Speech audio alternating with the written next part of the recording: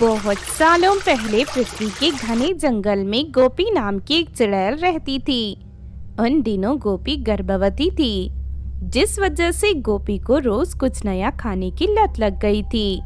हर दिन गोपी चुड़ैल जंगल के पास वाले गांव में जाकर लोगों के घरों से खाना चुरा कर खाया करती थी। इस तरह एक दिन गोपी खाना चुराने गांव की ओर जा रही थी। तभी रास्ते में उसे जमीन पर एक खूबसूरत डोली दिखाई देती है। डोली के बगल में एक पेड़ था, उसके नीचे दो परियां लेटकर आराम कर रही थी। उस डोली को देख गोपी चुड़ैल बहुत खुश होती है। इस डोली के अंदर से बहुत अच्छी खुशबू आ रही है, लगता है इसके अंदर कोई खास पकवान है। फिर गोपी चुड़ैल परियों की नजर बचाकर डोली के अंदर दाखिल हो जाती है। उस डोली के अंदर बहुत बड़ा चमकीला आम रखा हुआ था। गोपी चुड़ैल उस आम को चुराकर अपने घर ले जाती है। तभी गोपी का पति जग्गू भूत उसे कहता है, अरे इतना बड़ा चमकीला आम तुम्हें कहाँ से मिला? ऐसा आम तो मैंने आज से पहले कभी नहीं देखा। दो लड़कियां इस आम को डोली के अंदर ले जा रही थी, मैंने बड़ी होशियारी से इस आम को चुरा लिया। और देखो, तुम्हें ऐसा नहीं करना चाहिए। अगर वो परियां तुम्हें देख लेती तो तुम्हारी जान पर बन सकती थी।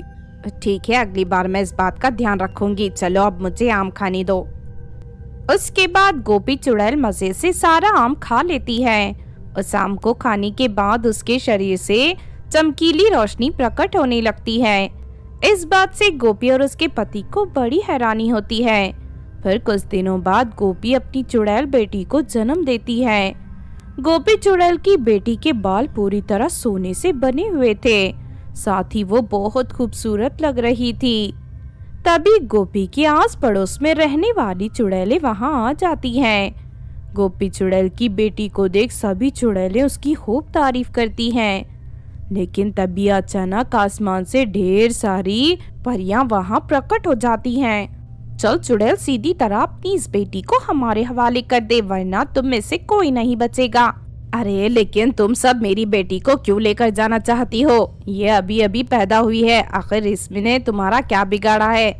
कुछ दिनों पहले तूने हमारी रानी का जादुई आम चुरा कर खाया था। वो आम 10 साल में सिर्फ एक बार उगता है। तेरी हरकत की वजह से हमारी रानी परी बहुत नाराज है। इस जादुई आम की सारी शक्तियाँ तेरी बेटी के अंदर आ गई हैं, इसीलिए हमारी रानी परी तेरी बेटी को जान से मारकर अपना बदला लेना चाहती है। देखो, मैंने अनजाने में भूल हो गई, लेकिन दया करके मेरी बेटी को कुछ मत करो, इसे छोड़ दो। अब इन बातों का कोई फायदा नहीं, चलो इसकी बेटी को पकड़ लो। फिर वो सभी परियां गोपी चुड़ैल की बेटी को पकड़कर उसे परिदेश ले जाती हैं। चलो सबसे पहले इसके सोने के बाल काटकर इसे गंजी बना दो, उसके बाद इसे जलते हुए कोयले की भट्टी में फेंक दो। फिर एक परी बड़ी सी कैंची उठाकर उस बच्ची के बालों को कतरने की कोशिश करने लगती है, लेकिन तभी उसे जोरदार बिजली का झटका लगता है और वो उछलकर दूर जा गिरती है। ये देख रानी परी और बाकी परियां गुस्से से तिलमिला जाती हैं। लगता है उस जादुई आम की वजह से ये बहुत शक्तिशाली बन गई है। खैर कोई बात नहीं, ये मेरी जादुई छड़ी की शक्ति से नहीं बच पाएगी। इतना कहकर रानी परी अपनी जादुई छड़ी की शक्ति से उस बच्ची के ऊपर बड़े बड़े कोयले गिराने लगती है।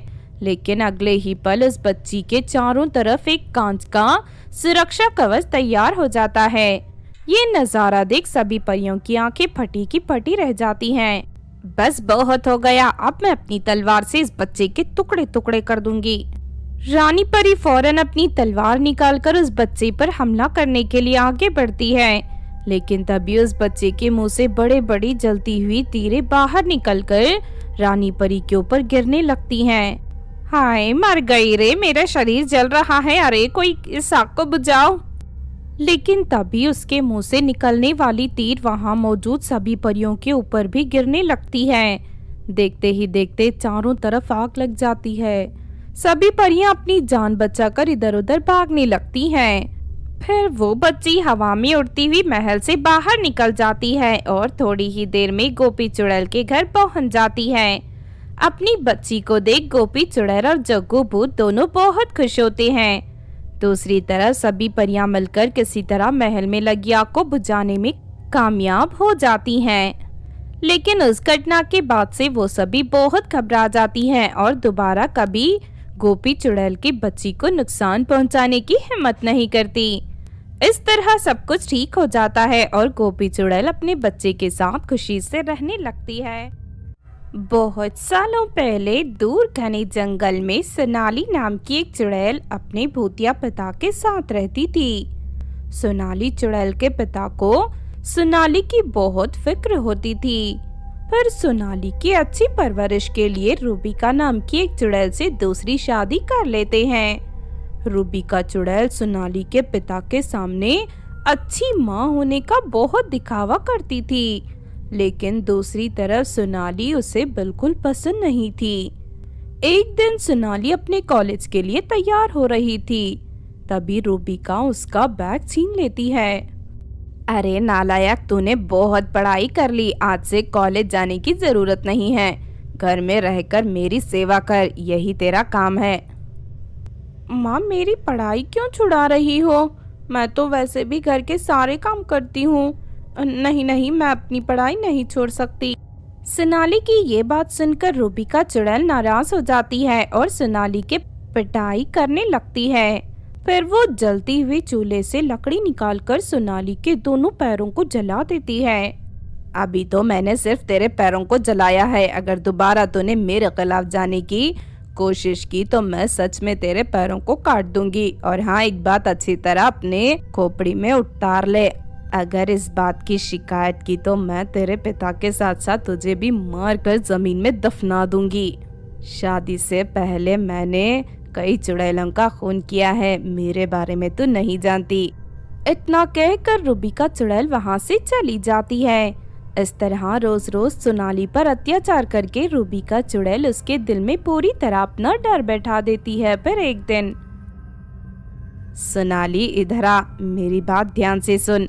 अगले हफ्ते मेरा जन्मदिन है। मैंने अपने मायके से अपनी चुड़ैल सहेलियों को यहाँ दावत के लिए बुलाया है। मैं उन्हें इंसानों का ताज़ा मुलायम मांस खिलाना चाहती हूँ, इसीलिए तू पास के गांव में जाकर वहाँ से खूबसूरत लड़कियों को पकड़ कर ले आ। मुझे कम से कम 10 लड़कियाँ चाहिए। लेकिन माँ, इंसानों को मारकर खाना बुरी बात है। मैं तो बचपन से ही शाकाहारी हूँ, मैं इस तरह का गलत काम नहीं करना चाहती। क्या कहा तूने? मेरी बात नहीं मानेगी, ठहर जा, मैं अभी तुझे बताती हूँ। इतना कहकर रूबिका चुड़ैल एक बड़ा सा खंजर निकाल लेती है। उस खंजर को देख सोनाली के हाथ पैर कांपने लगते हैं। नहीं, मुझे कुछ मत करना, तुम जैसा कहोगी मैं वैसा करूंगी। उसके बाद सोनाली चुड़ैल अपना रूप बदलकर पास के गांव में चली जाती है। तभी उसे कॉलेज जाती हुई 2 लड़कियां दिखाई देती हैं। फिर सोनाली चुड़ैल उन दोनों लड़कियों का पीछा करने लगती है और मौका मिलते ही उन दोनों के सर पर डंडे से वार करके उन्हें बेहोश कर देती है। उसके बाद वो दोनों को उठाकर अपने घर ले जाती है।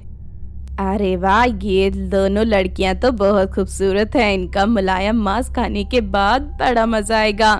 मैंने इन्हें ले जाकर घर के तहखाने में कैद कर देती हूँ। उसके बाद रूबिका चुड़ैल उन दोनों लड़कियों को घर के तहखाने में कैद कर देती है। अगले दिन सोनाली चुड़ैल और भी लड़कियों को पकड़कर लाना शुरू कर देती है। देखते ही देखते वो 10 लड़कियों को पकड़कर रूबिका के हवाले कर देती है।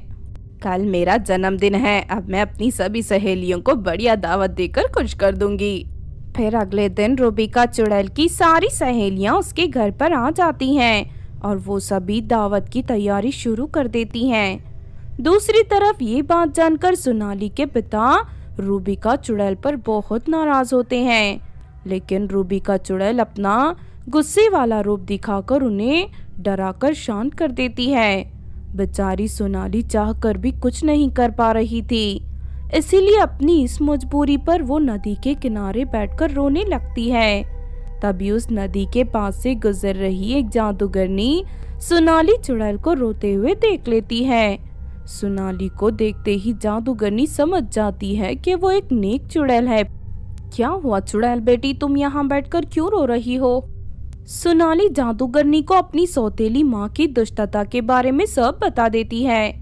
आज मेरी माँ अपनी सहेलियों के साथ मिलकर 10 मासूम लड़कियों की हत्या करने वाली है। फिर वो सभी मिलकर उन लड़कियों का मांस खाएंगी। मैं किसी भी कीमत पर उन लड़कियों को बचाना चाहती हूँ, लेकिन मेरी सौतेली माँ बहुत खतरनाक है, मैं उसका सामना नहीं कर सकती। अच्छा तो ये बात है, तुम चिंता मत करो बेटी, मैं तुम्हारी सौतेली माँ और उसकी जालिम सहेलियों को सबक सिखाऊंगी, चलो मेरे साथ। उसके बाद जादूगरनी सोनाली चुड़ैल को लेकर सीधा उसके घर पहुंच जाती है। जादूगरनी फौरन अपनी जादुई शक्ति से सभी चुड़ैलों को रस्सियों से बांध देती है। अरे ये जादूगरनी कहाँ से आ गई? लगता है तेरी बेटी इसे यहाँ लेकर आई है। अब हम क्या करेंगे? जादूगरनी तो बहुत ही खतरनाक लगती है। तूने बिल्कुल सही कहा, मैं बहुत ही ज्यादा शक्तिशाली और खतरनाक हूँ। अब मैं तुम सबको सबक सिखाऊंगी। उसके बाद जादूगरनी उन सभी चुड़ैलों की चोटी काटकर आग में जला देती है। दुष्ट जादूगरनी, ये तूने क्या कर दिया? ठहर जाओ, अभी तो मैं तुम लोगों के साथ इससे भी ज्यादा बुरा करने वाली हूँ। उसके बाद जादूगरनी रूबिका चुड़ैल के साथ साथ उसकी सभी सहेलियों के गले में एक एक जादुई माला पहना देती है।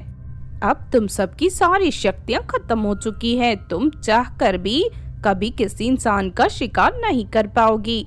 अगर तुमने कभी किसी इंसान पर हमला करने की कोशिश की तो मेरी जादुई माला उसी वक्त तुम्हें जलाकर राख कर देगी। तुम्हारा बहुत बहुत शुक्रिया जादूगरनी, तुमने मेरी इस चंडाल चुड़ैल माँ और इसकी बुरी सहेलियों को अच्छा सबक सिखाया। अब आज के बाद ये चाह कर भी कभी कोई गलत काम नहीं कर पाएंगी। उसके बाद सोनाली चुड़ैल रूबिका चुड़ैल की सभी सहेलियों को वहां से भगा देती है। फिर सोनाली चुड़ैल घर में कैद सभी लड़कियों को आजाद करके उन्हें सही सलामत उनके घर पहुंचा देती है।